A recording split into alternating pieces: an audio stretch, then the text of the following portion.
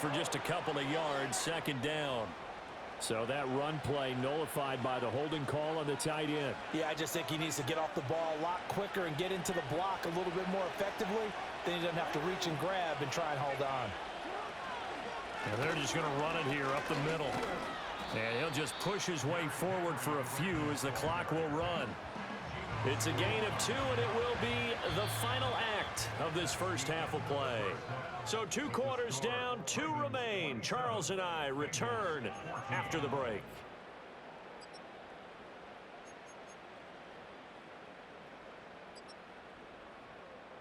Welcome back. Halftime over. We are ready for quarter number 3. Alongside Charles Davis, I'm Brandon Gordon. The Bucs set to get the football first, and they trail here as we get started in the second half. This will be taken in the end zone, and no run back forthcoming, so they will bring it out to the 30-yard line.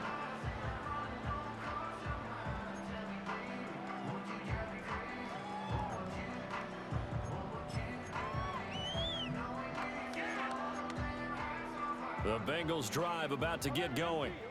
This offense, Charles, had a strong first half throwing the football, at least in terms of yardage, but that hasn't translated so far on the scoreboard as they begin the third quarter here, trailing and looking for a little momentum. Yeah, you're right about that because, let's face it, in the first half, most of their focus was in the passing game. And to their credit, resulted in a healthy amount of yardage. So I would think that at halftime, they're going to anticipate that defense loosening up a little bit to try and cover the passing lanes. They've got to get the running game going, and there should be some gaps to run through now. And this throw incomplete. Now the defender all over him that time, but it's going to lead to third down. He did a fine job there of not hitting him before the ball arrived, and I've got to tell you, you can often mistime that play because of the angles of approach. When you're going to get him, sometimes you panic as well and think, I've got to be there right now. Instead, in this case, timed it perfectly and knocked it free. Now it's Burrow. That is caught. And he'll be taken down, but not before they work it across midfield. And they convert on third with a gain of 22. But one of the ways the quarterbacks keep all the receivers alive in a play, never lock in on any one guy. Make sure you keep your eyes moving, scan the field. And here he finds the open guy for a nice pickup. Chase the motion man right. They go play action with Burrow. And seeing no options, he just tosses this one away incomplete. Now that'll bring up second down. And when you've thrown as many interceptions as he has in this one, you definitely start getting a little hesitant to throw the ball out wide because that's prime pick-6 territory. That time, he made sure the only guy who was going to catch it was sitting in the third row. Escaping the pressure right. He's going to have the hook up here to Chase. And he'll be out just a yard or two shy of the 30. He continues to deliver a first down here. He had 4 catches in the first half, and this one number 5.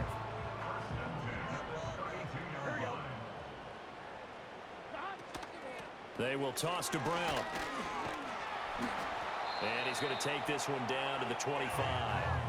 7 yards on the pickup there, and it'll leave him with a 2nd and 3.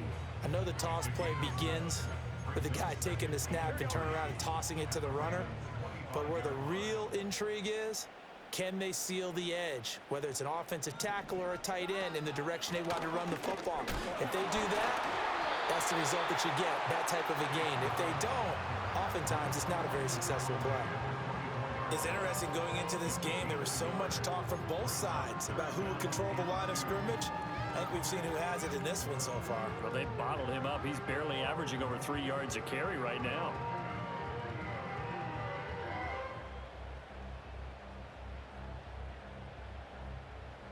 They're trying to keep the drive going. This will be play number 8. It's 3rd and 2.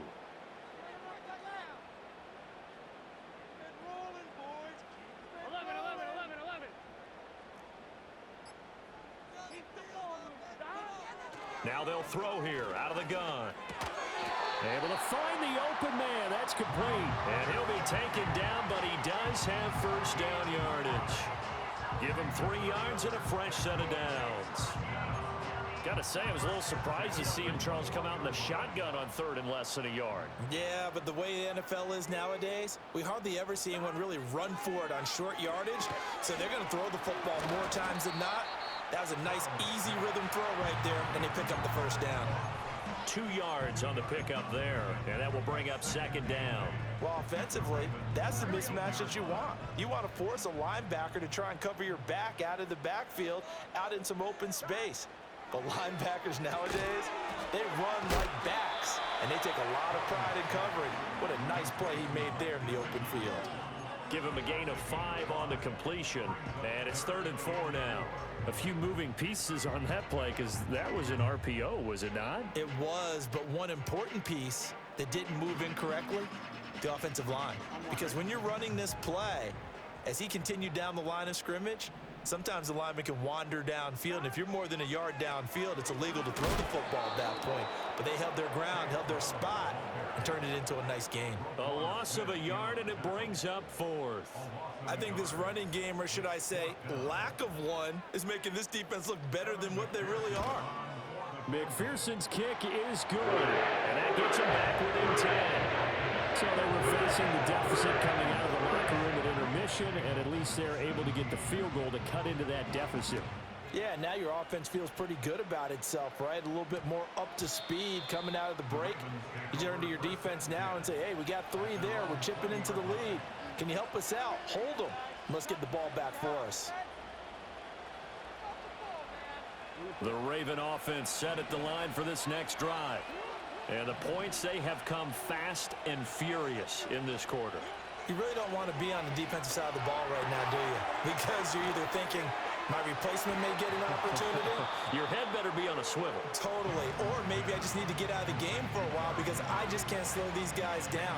They've got to figure out a way to disrupt these offenses. And typically, one guy makes a big play, and that can help change things. They'll be looking for disruption on both sides right now. And he stopped immediately there. They'll say no gain on the play, so it was looking good, but nothing there, and now it's 3rd down and inches.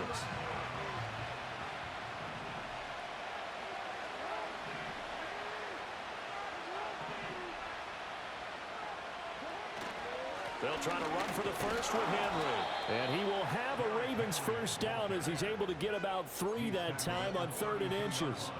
In the first half, he was held in check on the ground, but despite that lack of production, they still have the lead. And they've got to feel fortunate about that. If they could actually get production from their lead horse, that would help open up this offense and widen this margin too. From the 32 now, here's 1st and 10.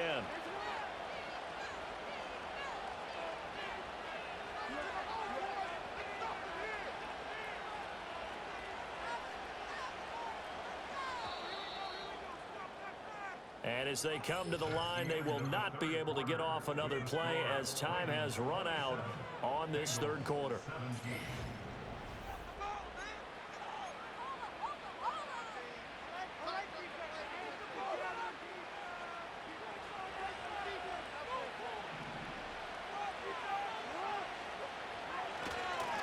A first down carry for Henry.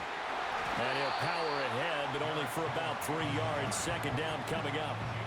I'm sure that that's going to be the formula. Just keep the ball on the ground. Keep that clock moving. And when you have the lead this late in the game, above all, stay in bounds. Yes, take care of the football. Yes, gain yardage, but stay in bounds and let that clock tick.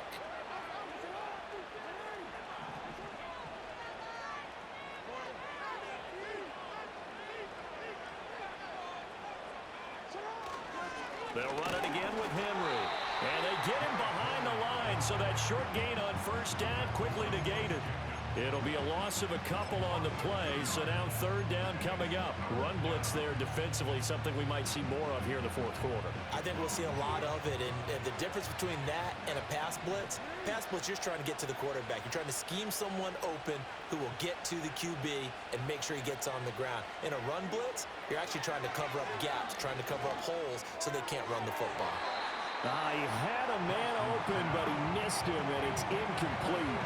Critical play in this football game, because if they pick up the first there, that clock keeps rolling. Has to be a little frustrating for them because they know that if they pick up a first down there and continue to eat away at the clock, really increases their chances of closing this one out. Now they're likely going to have to give the football up and sweat it out on the sideline.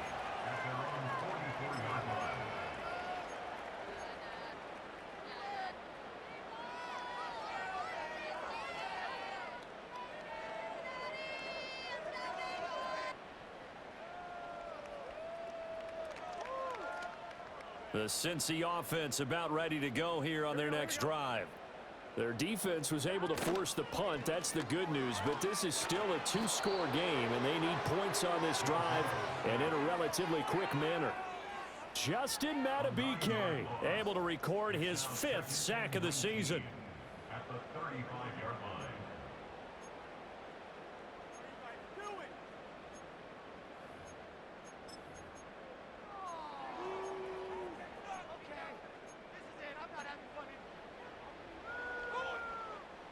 And they need to work to at least get some of this yardage back after the sack. 2nd and 19. They'll drop to throw. Got him in. It's Brown. And he'll be brought down just shy of midfield at the 49-yard line. They get 14 back, but it leads now to a 3rd down. They'll need 5 on this play to move the sticks. Out of the gun now on 3rd down. This one complete to Yoshivas. And he is going to have a Bengals first down by about a yard as they find a way to convert there on 3rd down and 5.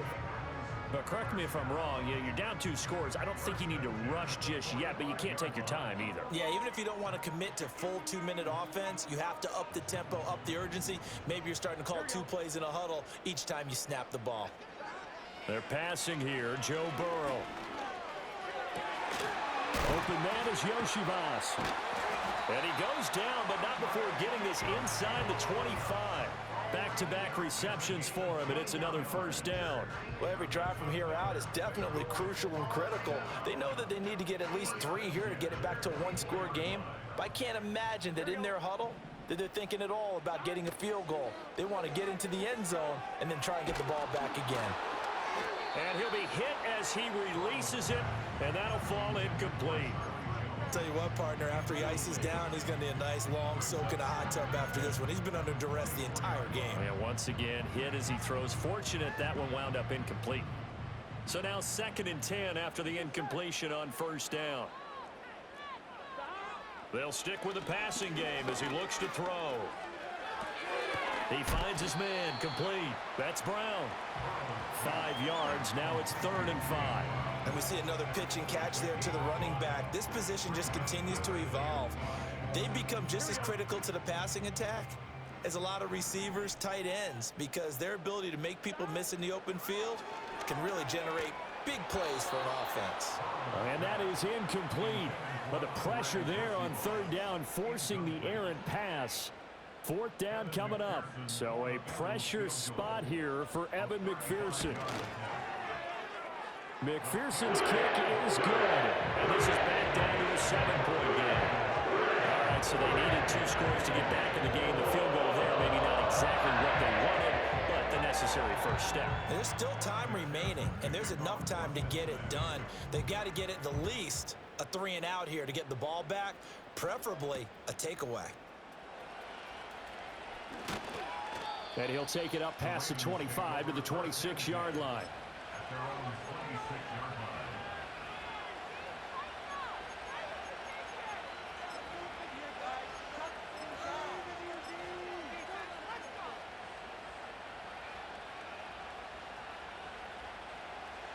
The Baltimore offense at the line, set to get going. Their lead back down to 1 score after the field goal a moment ago, so they'll be looking to string together a few first downs, likely on the ground. Oh, what a heck of an effort there as he'll make the diving catch. Tell you what, he's been able to put the ball in some tight spots all game long. That throw, no different. Yeah, a lot of people would call it a gutsy type of a throw. I think he looks at it as, I can do it, so it's not that big of a deal to me, and I'm going to keep firing.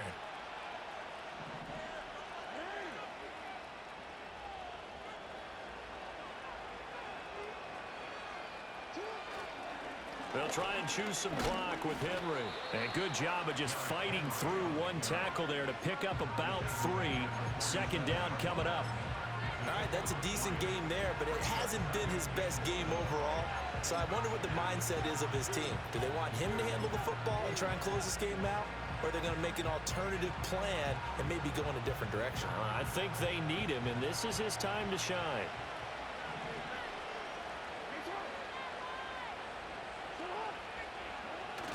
Play action. It's Jackson. Oh, that'll be incomplete. Well, he took a shot as he let that go. And it's going to bring up a third down. The good signal callers will never go back in the huddle and play the blame game because they need those guys to protect him.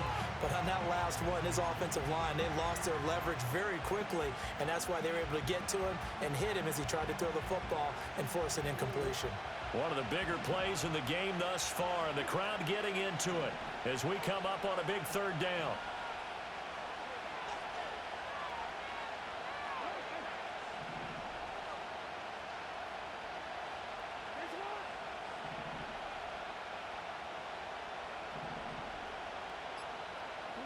Here's Jackson to throw. He's got his target. That's complete. And he's got another first down as the tackle's going to be made at the Bengals' 31-yard line. Fourth quarter, down to the final 2 minutes, and we've got a one-score game. So it's Raven football here as we welcome you back. Not totally home free yet, but it's looking good as they come up 1st and 10. Running left, it's Henry. And he was able to shed one tackle but could not get away from there. I like it. I like the call. Still an opportunity to run the football and chew up a little more time off the clock.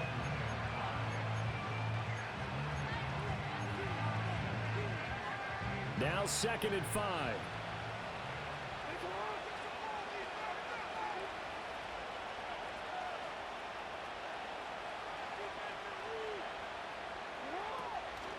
He's going to get it again. Just looking to get forward and protect the ball. Now the Bengals going to use the first of their timeouts as they'll get it with just under 90 seconds remaining. I like the call there because that was one to take time off the clock and get them closer to getting out of here with a W. In the mind of the play caller, all you want to hear is tick, tick, tick.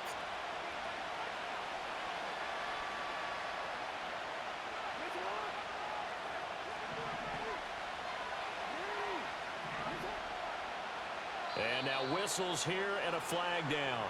Looked like someone got going a little early.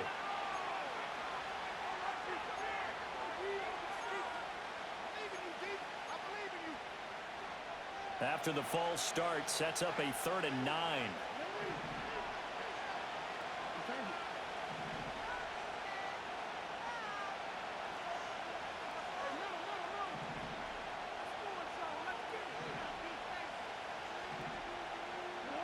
Now Jackson. And he can't get a throw off. He's taken down. What a huge play at this point in the game. Their first sack of the game, and it doesn't come from a usual suspect, not somebody up front, but Charles, a defensive back getting in there.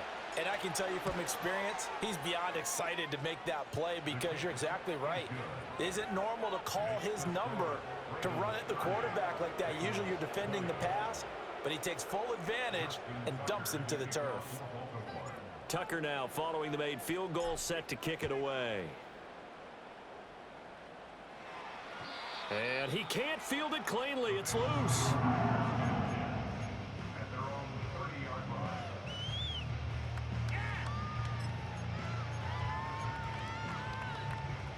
They'll come up 1st and 10 here. Here we go. Let's keep those sticks moving. Burrow. And he takes a shot on the release as this will be incomplete. We've seen this quite a few times in this game. Offensive line unable to keep leverage, unable to keep people away, facing a lot of pressure. Fortunate just to get rid of it. One of the reasons they're down is that inability, though, to stop the pressure. We saw another example of it there. Well, they come with a jet sweep here as Burrow just taps that forward. And he goes out of bounds just shy of the 45. Just a simple tap pass, but it pays off in a big way. And sometimes the simple stuff causes the most problems for a defense because there's a breakdown in communication there. When that receiver goes behind the line of scrimmage and it looks like he's going in motion, someone either has to go with him or he has to be passed off to another defender. Somehow they didn't get that communicated well, and it turned into a nice play. Throwing, Burrow. And the Raven pressure too much. Down he goes. Justin Madubuike in there to drop him as that clock continues to run. But defensively on the previous play, they gave up a pretty good chunk of yardage, but right there, they got a good portion of it right back. And if we just flip it around from the offensive perspective, took a nice step forward, and how about a couple of leaps backwards after that play? They've got to figure out a big call coming up here to try and gain that yardage back. Well, it certainly appears to me that the defensive guys are starting to look a little bit tired while he still has some fresh legs. Not the biggest gain we've seen on a scramble, but still some positive yardage on a play that initially looked like a sure win for the defense. Now Burrow. And that will be incomplete. That means it's just one last chance left, and this has to be a first down or a touchdown, or this game's over. The decision made for them. They've got to go. It's fourth down. Here's Burrow. And this is intercepted, and that should do it. Kyle Hamilton picks it. And the Ravens will take over possession here up at the 44. With the points that we've seen scored, neither defense has been at their best, but these guys, they've been a little bit better, Charles, and a nice interception there. Yeah, you're right about that, Brandon. Let's face it. It's not always how you start, it's how you finish, right? So maybe you have a rough game all the way along, but if you make a big play like that at the right time, it can make everything turn out just okay.